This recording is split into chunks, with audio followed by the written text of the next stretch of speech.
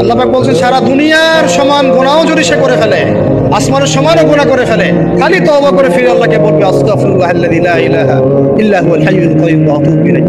আল্লাহ পাক বলছেন খালেস তওবা করলে গুনাহ তো মাফ করে দিবই, আগের গুনাহগুলোকে নেকি দিয়ে পরিবর্তন করে দিব।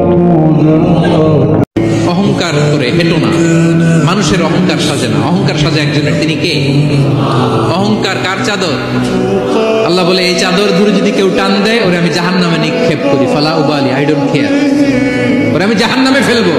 অহংকার করার কি আছে আমাদের? কিছুই নাই। আপনি কোন আল্লাহকে ভুলে গেছেন? আমি অনেক লেকচারে বলেছি, প্রায় বলি কথাটা যে আল্লাহ পাক ছাড়া সত্যিকার অর্থে আমাদের আপন বলে কেউ নাই। আমাদের উপরের মহলে, নিচের মহলে, পরিবারে, সমাজে, আত্মীয় স্বজন, স্ত্রী সন্তান অনেকে আছে, সত্যিকার অর্থে আল্লাহর মতো আপন আমাদের কেউ নাই। এরা সবাই যদি আমাদেরকে ফিরিয়ে দেয়, আল্লাহ পাক আমাদেরকে ফেরাবেন না। দিন শেষে আমি একা, আপনিও একাই, আমাকেও একাই যেতে হবে, আপনাকেও একাই যেতে হবে। এগুলো সব চারপাশের খালি অন্ধ মোহ, আর কিছু না। এই মোহের মধ্যে ঢুকে পড়বেন না। আল্লাহ পাক তৌফিক এনায়েত করুন।